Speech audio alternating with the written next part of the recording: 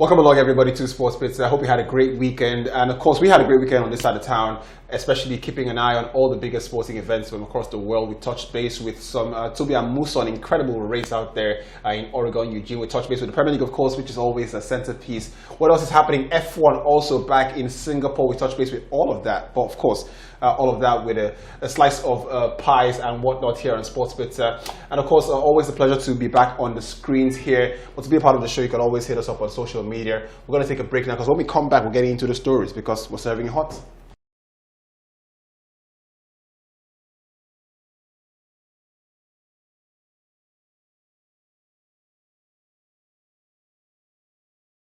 Welcome back to Sports Bits. Everything here, and of course all the top stories here with a bag of fries. I've got Fala Nadini in the studio for what should be a very interesting, very fast-paced conversation this nice afternoon. So speak to me about how all of this is panning out. Look, incredible stuff happening across the weekend. We could almost not catch a break. Saturday, for example, you saw back-to-back games: AC Milan, Inter Milan, United, Brighton, Man City, West Ham. Newcastle were in a game, Arsenal. Look, it was just very relentless and stuff like that. Sure. But inevitably, we always start with stories closer to home. First things first, are you okay? You good? Yeah, I'm good. I'm fine. I'm fine. Definitely. Looking great, right? I like the button-up shirt. It's always a nice touch. Let's start off with Tobi Amusan, who won the 100-meter hurdles at the IAAF Diamond League in Oregon, Eugene. She becomes the second woman to retain back-to-back titles, and that's incredible, especially after what was a disastrous showing in Budapest. That's what champions do. You bounce back immediately and lay the ghost of Budapest to rest. Yeah, exactly. And congratulations to her. I mean, there's always a blip, at some point, in your career. And everyone will know that it's a blip. I mean, you're just going through a moment, and that happened after we thought they were not going to allow her to compete at the World Athletics Championship. Well, of course, moving away from one Nigerian superstar to another Nigerian superstar who has been blazing the trail for quite some time is none other than Aruna Quadri, who has managed to defend his IAAF African Championship title. Now, of course, this is pretty much what's expected. He's defending champion, but you know what they say about favorites, it can work against you as well. You go into a tournament, your favorite, everybody expects you to win. So if you lose, it's a big surprise. Did the job easy, no problems at all. Yeah, no problems at all for Aruna Quadri. I mean, Segun Toriola, Izera, went. Aruna Quadri has come in, and aside from the fact that it's something commendable. I mean, it's a shame that we don't get to any other names, when it comes to table tennis in Nigeria. And the pressure can be too much for a particular man actually flying the country flag. But he has shown over the years that it is something that is up to the pressure, of representing Nigeria outside there. He has been able to maintain a top 10 ranking in the world when it comes to tennis. And I think in between 1 and 2 with the Egyptian that he played over the weekend, Salah, by the way. And he won last year I think in Algeria. Now he has defended his title in Tunisia. So I think Northern Africa is a bit of familiar territory for Aruna Quadri. A great one, 4-0 in the final of a table tennis competition against a very, very strong opposition from Egypt. A good result for him. Once again, I'm not surprised that Aruna Quadri has been able to retain his title. I think I tell you what, tennis fans would begrudge you for saying 4-0, would probably say 4-love. 4-love, for love. Right? Well, of course, before Aruna Quadri's incredible triumph, 2 other Nigerians actually did Nigeria proud. 7-time Olympian Funke Shanaike partnering with rising star Fatima Bello to win the gold medal for Nigeria in the women's double event. This happened on Saturday. Aruna Quadri was on Sunday. So kudos to the girls out there as well, always doing Nigeria proud. And of course, the feats made them the first Nigerians to actually go ahead and win a gold medal at the very incredibly fiercely contested Tunis tournaments in Tunisia. So kudos to all our athletes who are doing. I like to call them alternative athletes. Football is such a big sport here, and it's incredible that at the moment it kind of feels like it overshadows. But we're seeing athletes come out and do their thing, and we're giving them the right spotlight, and very much rightly so. Be a part of that conversation as well on our social media. Hit us up, let us know what you think about this incredible feat by some athletes in Nigeria out there in the world. Let's get away from that. Let's take a break now, because when we come back, we're switching gears pretty much to what is happening in Singapore, as we saw another winner at the Singapore Grand Prix, and it wasn't Max Verstappen.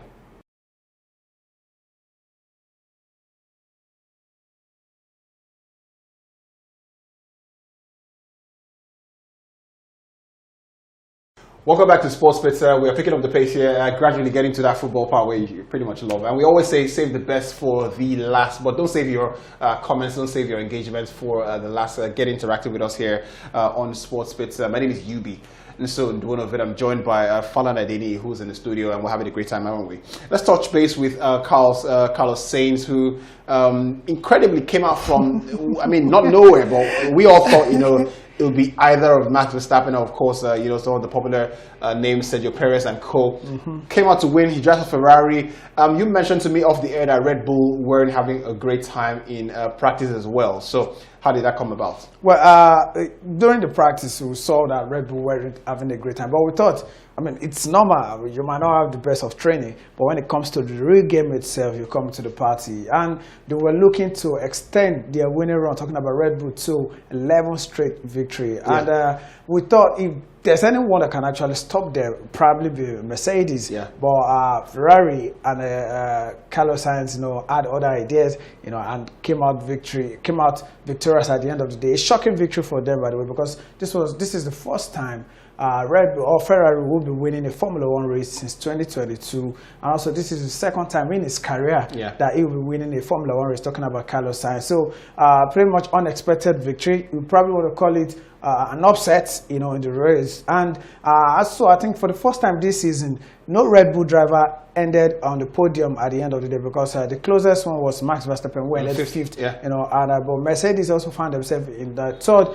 maybe disappointing third. But I don't want to say disappointing third, because these days they've been struggling to get a podium. Yeah, I think it's a big achievement for them, getting on the podium in the Singapore Grand Prix, which is a very, very bad statement to make about Mercedes. Yeah. I think they're just trying to let's just finish this season. Yeah. So next season, let's see what we can do. Well, of course, Carlos Sainz, congrats to him, and especially when you win a race. You never mind the World Championship; it is a big achievement, and of course, notable mentions for Lewis Hamilton, who made it back to the podium for the first time in a while.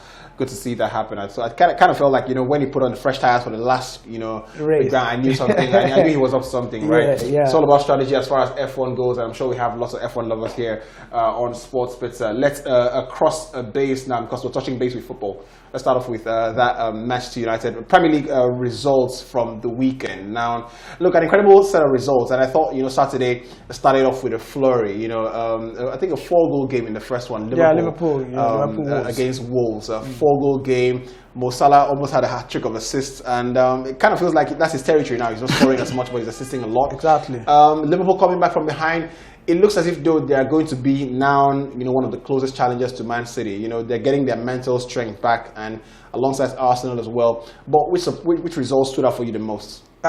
Obviously, it has to be the United versus Brighton game, because we thought United at home should win, even though they've not really been convincing this season. But Brighton maybe had other ideas. 4 straight games now in a row that they've won against United. They are becoming a bit of pain. In the neck for United. I think that was the game that stood out for me. Then Arsenal also, winning away from home at Goodison Park against Everton. The first victory since Arsene Wenger left the club. Ever since Arsene Wenger left Arsenal have not won a game. I think they've won in 6 or 5 games there. But being able to win that game with the way they did, Arsenal last season, 2 seasons ago, won't have won at Crystal Palace because at Everton, because Everton were all over their faces. The last 4 games, Arsenal had not beat Everton. Exactly, Everton had won 3. And I think they've drawn 1. So a good result for them. I think that would definitely boost their confidence that one of the toughest ground to actually go. They've gone there. They've gone there this season and won.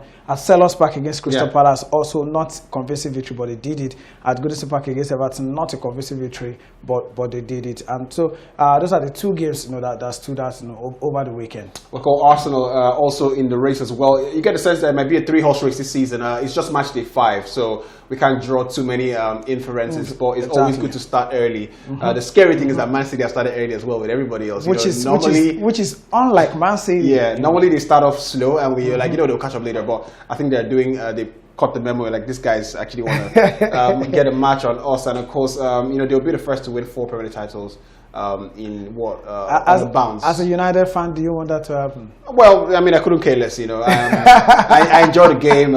Honestly, I have other interests. I also watch Real Madrid. So yeah. Speaking of Real Madrid, let's cross over from England to Spain, where Barcelona had the dominance on the day. Real Madrid not quite getting the many goals they're getting, but they're grinding out results. Still the only team in Spain to have a 100% record, so that'll be good for them. They're grinding it out early on, very early on. Joselu got the goal eventually, but Jude Bellingham put in another good performance for them. So 3 points, most important thing. 3 points, most important thing. But I feel it's too early to be grinding out results, for the league. I think when talking about grinding out results, when grinding out results, you probably talk about mid-season or towards the end of the season. And one thing is very, very obvious here. It's that Real Madrid are struggling to score goals because they don't have a potent number 9, if I'm allowed to say that. Joselu is like the only number 9 striker, the player that they have right now. And also Vinicius Junior. What do you mean potent? He scores a goal. He scores a goal, and you say he's not potent. It's like I mean, this is like his first goal in 5 games for them. Second goal is, he scored 1 goal already. Okay, second goal in 5 games. But Jude Bellingham has been the one, scoring for them. I mean, it tells you the problem in the team. If a central midfielder is the highest goal scorer, for the team. So I don't know what they can do. They can't do anything now because the transfer market is closed. Doesn't necessarily tell you the problem. You go back to the era of when Lampard was at Chelsea. I don't think any Chelsea fan would begrudge Lampard for scoring those many goals. But then again, you had a certain Didier Drogba also scoring for many times. Actually, Lampard scored more goals than Drogba. But Drogba will probably give you at least 10, 11, 12, 13, 14, 15. The season has just started. Let the guy breathe. Let the guy play. Okay. And make your conclusions. But I just feel that Real Madrid are struggling to score goals, and that is why they are struggling to break down teams. That is why they are winning the hard way. Right. Barcelona, I think right now they are finding their scoring boot. 5 goals against Real Betis is not it's not something to just overlook. So I think it's still going to be a 2-horse race in the Spanish La Liga, because Atletico Madrid are not serious. Well, of course, speaking about Atletico Madrid, not quite the best result for them.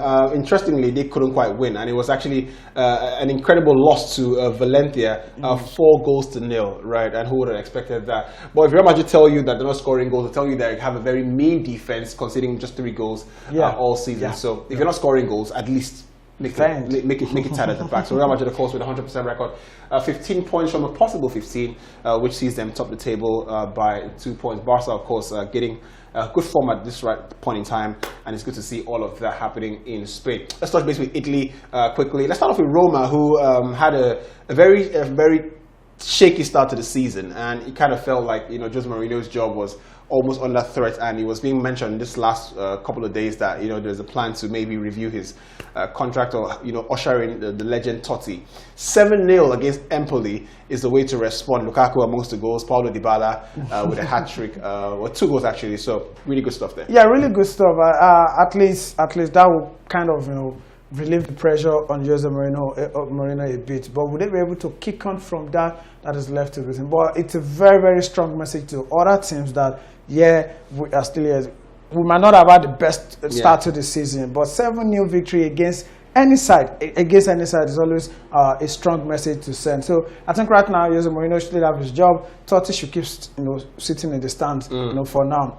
It's not yet time for you to get the job as the AS Roma's coach. Well, interestingly, Napoli, who we always keep an eye on, against Genoa 2-2. That game ended. Victor Osimhen on the scoring sheet. So updates for Nigerians who always expect him to score. Maybe not this week, maybe next week, right? But the interesting standout result there was Inter Milan 5-1 against AC Milan. And for all the critics of Simone Inzaghi, I always think about the brother who was an AC Milan player.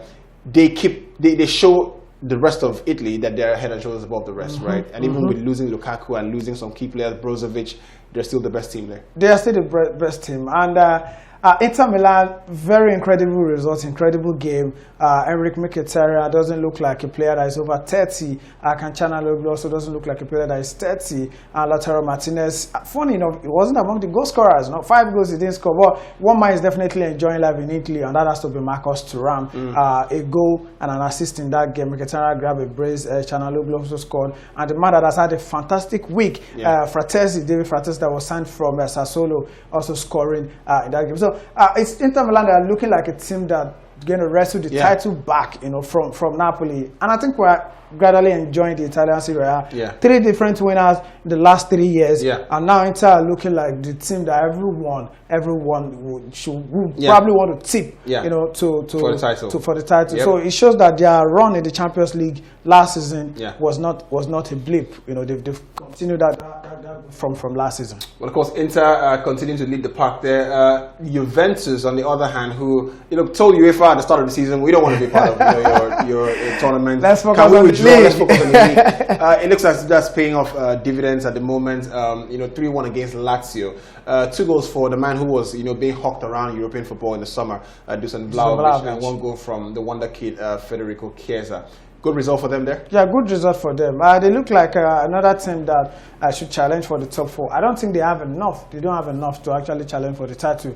I mean, they can prove me wrong, at the end of the season. But I feel Inter Milan good for the title. So AC Milan, Napoli, Juventus should struggle with that for who eventually finish 2nd, 3rd, and 4th respectively. So good result for them. Dusan Vlahovic, we don't know what's going to happen, if he's still going to stay in January transfer window. But so far, it's on the pitch of play. He's going to do his job, and that is scoring goals. Well, of course, Champions League football this midweek, that's incredible, that's interesting, because we have been waiting for quite some time. So the race starts from now. Of course, AC Milan in action against Newcastle. Keep an eye on that fixture. And what about Bayern Munich at home to Manchester United? Keep an eye on that game, because that will be quite the tussle there. And of course, it all begins here. The race to who would win the Champions League has all started off. I'm keeping an eye on Napoli as well. An entrance to the Champions League. What can they do? Any Arsenal back in it after 7 years out? Barcelona, of course, back in it as well. They'll be hoping not to go back down to the Europa League, but lots of excitement around the place, and you can understand why. Definitely, it's the UEFA Champions League, the best club football competition in the world, and we are excited. Arsenal fans are excited getting back into the Champions League, even though they don't know if they are going to win it or not. But then again, they most likely want to tilt towards winning it because of the bias towards the club. So looking forward to Man City, Real Madrid, United, Bayern, Arsenal, and also Napoli, AC Milan, Inter Milan. A lot of interesting football to look forward to this. Let's wrap it up. Yes or no question, or pretty much stay straight question. Who will win the Champions League this season? Well, I think City should win the City to win it. Always the smart bet to put your money on defending champions to go ahead and retain the title. But of course, we've got to leave you with what we thought was an incredible play of the week. And of course, you have to think about Tottenham Hotspur and Richarlison, who's had a very topsy-turvy time out there in England, but got a goal and was very important for Tottenham Hotspur's win, who they've started the season really well. So enjoy all of this, and of course, we'll see you next week, same time, same place. From all of us here, have a great day, and see you soon. Bye-bye.